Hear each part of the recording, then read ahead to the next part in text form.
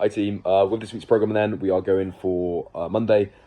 This is going to start with a clean and jerk complex. This is going to be the free position clean and jerk. So it's going to be a high hang, a hang, and then a full clean into a split jerk, okay? So the variation as it goes for the cleans, unless they suffer with very, very poor mobility or they are extremely new to CrossFit weightlifting in general, you should be trying to encourage all members to be going for the squat clean variation. So the high hang is anywhere above mid-thigh. Generally, that's going to be more like hip pocket. So effectively a small dip and drive out of, again, anywhere above mid-thigh. The hang is anywhere above the knee. That's the standard then. And for the full, they should bring it down under control. They don't necessarily have to do it touch and go. If they want to bring it down, as long as they keep hold of the bar and obviously keep tension on it, they could do like a quick dead stop before they go into obviously that full clean. I would generally encourage them to do so because sometimes it allows them to set properly and to make sure they are following the same paths before.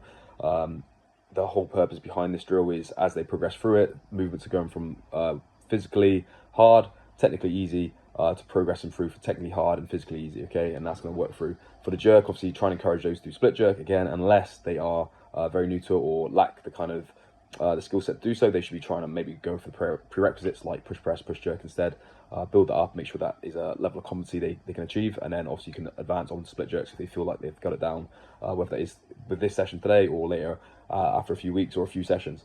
Their goal is to build to a heavy, so again, just building up as heavy as they can for this complex. The guys who have been here a while, they should know what it is. They should have it somewhere in their records, so they're going to try and beat their warrior max. But effectively, it's good form, good technique, building to that warrior max. Effectively as heavy as they can. Should be doing at least 5 to 7 working sets on the way up. Small jumps, small increments, creeping the way up as they go. And then they're going to go through the Metcon, which is going to consist of kind of like a window type workout where you're going to have various windows of basic time frame with rest between.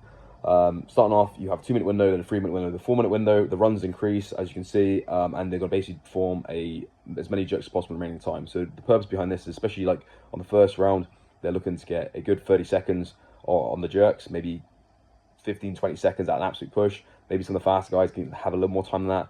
But like I said, if they're not making like a 90-second 400, then they can consider scaling down to like a 300 or 200. If they are scaling it, they shouldn't be overscaling it and making things too easy. Otherwise, again, it just defies all the point of trying to preserve that stimulus. And the same principle through the 600s and 800s. Generally, if they scale the 300 on the first round, they probably want to be scaling the 600 and the 800 again for that sort of time frame. They're obviously going to have a little bit more time as it progresses through, even if they are a little bit fatigued. They will still have that rest included, so they should get a good 20-30 seconds per round to get it out. You have 3 selections of weights, and again, 90, 55, anywhere and above, it's going to be the RX plus. RX is going to be 70, 45, and then scale is going to be 50, 35, or anything below. Again, something that they can pick it up and get a good challenging and broken set with. Maybe they have time for 2 or 3 sets if they're very, very quick, but again, it's not likely. Probably it's going to be one more max effort set before the rest kicks in, and the score will be total number of reps complete, okay? But yeah, just make sure they go for the push jerk. That is going to be the most efficient way of doing it, unless they obviously are very new to it or lack the sort of skill set, in which case they should probably be push jerking it. But yeah, nice and straightforward for that one. Moving on to Tuesday. Tuesday then is going to go through some strength program to begin. This is going to be a back squat. Effectively, it works as 9 working sets, 3 5s, 3 3s, 3 1s, and the goal of over those working sets, you are going to increase every single set. So starting with like a challenging set of 5, should finish with a bit of like a top set of 5. Not quite a fire at max, but again, maybe somewhere around that number. Because again, if you go for a max 5, you won't have much space to build for your 3s. And then again, consistent jumps upwards, finishing with your 3. Again, not quite a 3 at max, but maybe more of like a heavy 3, just maybe a little bit below what you'd probably aim for like a normal ramping top set.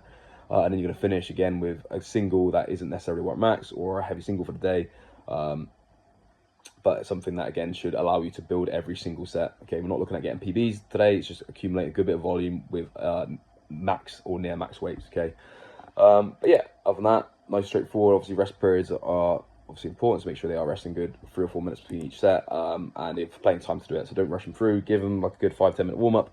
Just go through the basics, and again, allow more time for that. Moving on then to the conditioning. This one is a task priority, so you're going to be 5 rounds of time. So 75 double unders, 15 chest to bar pull-ups. As scales go, 75 double unders. We're trying to keep this around that sort of 60-second mark. So if it's taking longer than that, or maybe 90 seconds at a push, consider scaling number double unders down. If they can't do a single double under, then get them to practice, maybe try and do a double under every 10 single unders, for example. But try and get them to do it. If they're absolutely brand new to it, then again, single unders will be fine. But after a few sessions, they want to be trying to advance onto double unders unless they are exceptionally poor at skipping.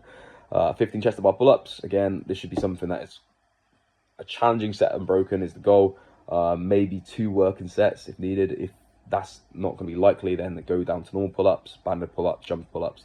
Or even if you want to stick to the RX movement pattern and try and get better at chest to bars, then just reduce the number of reps down, do 10 or 7 or 8 a round instead. Okay, once they've completed the 5 rounds, should be around, you know, if you go by the logic of about 60 seconds per exercise, you should be moving on to the pistol squats around that 10-minute mark. So this workout as a whole, we're trying to keep this under 15. 50 pistol squats to cash out.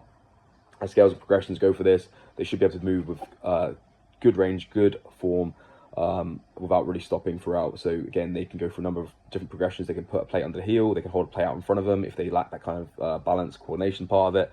If they generally lack the strength and the coordination, then they can get onto a band and a rig and do like a banded version. Like trying to get out the urge to give people bands or bars or whatever to hold on to, because they're just going to use their upper body and it's not really going to put into effect any of the kind of mobility or strength requirements from a pistol. But you will get that out of using a band in the rig, okay? Or they can do like a box squat variation where they sit on something. Again, that's another way of kind of building up, which is quite good, because the lower the box, the higher the box, the easier, so you can taper it that way as well. But yeah, moving on to Wednesday. Wednesday's going to be, again, starting off a bit of strength. This is going to go for a bench press. It's going to be 3 sets of 10. The idea of this then is over the 3 sets you are building. By that final set 10, that should be a 10 rep max or a heavy 10 for the day. If they're feeling particularly good, if they've done this before, I don't think we've done it for quite a while.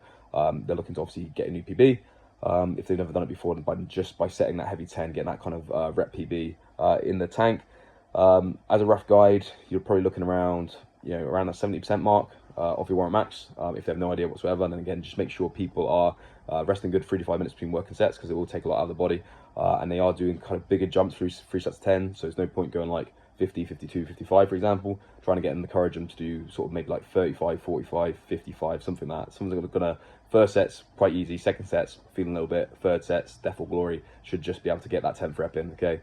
And make sure they are maintaining contact at the chest, at the bottom, obviously hitting full extension at the top. And yeah, leg drive, hips on the bench, bum on the bench, make sure they're not like worming or bridging up too excessively. And then the Metcon, this is going to be effectively like a bit of a take on the Fight Gone Bad workout, benchmark workout. So you have effectively 6 stations, a minute on each, and that's a full 60 seconds on it. Once 60 seconds up, they move on to the next station. It just rotates around, like, again, just your standard circuit format. 3 rounds, and their goal is to score as many reps as possible. So they need a rep score at the end of this. So they need to keep track of every single rep. So if they're going through the first round, they do 15 reps. They go into the second minute, they should just keep counting 16, 17, 18, 19, and so on and so forth. And obviously add it all together at the end for what a fight. First minute's box jumps, 24 for guys, 20 for girls. Again, want to try and get this habit of jumping them rather than stepping them, so go for a lower box if needed.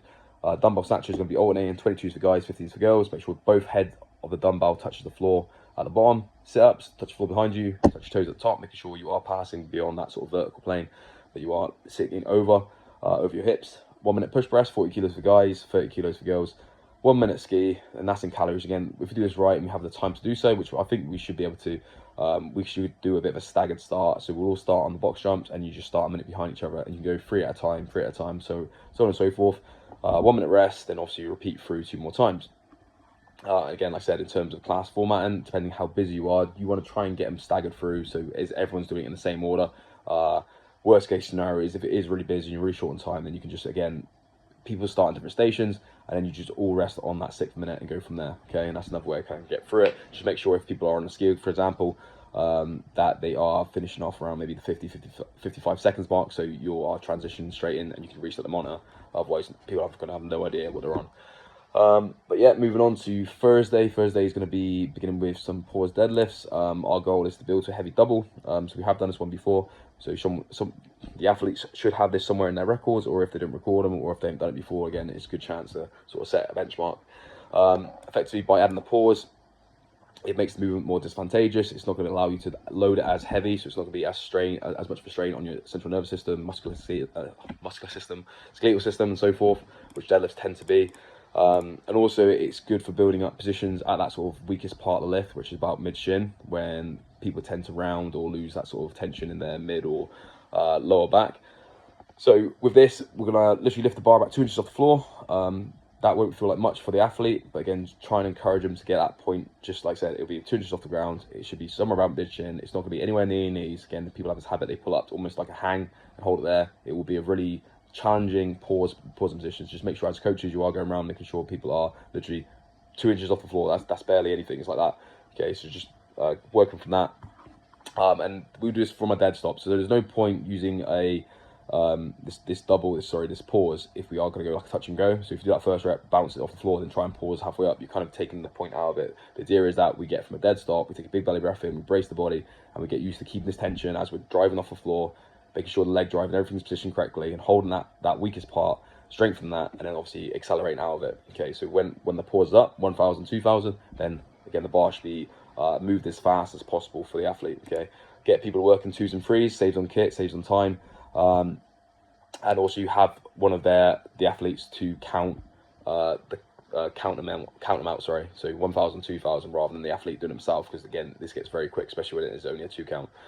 Moving on to the Metcon then, it's 12-minute AMRAP. So this is basically 6 2-minute rounds, resetting each time. It's going to be 25 calories for the guys, 21 calories for the girls, and this is going to be on the rower.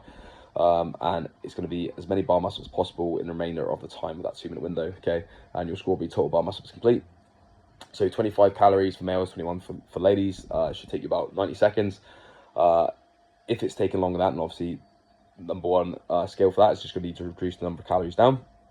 Guys can do 21, girls can do 18 or 15, for example. That's another way of getting around it. Maybe they will be able to do it for the first few rounds, but they might drop off. Just make sure, obviously, you are keeping an eye on things.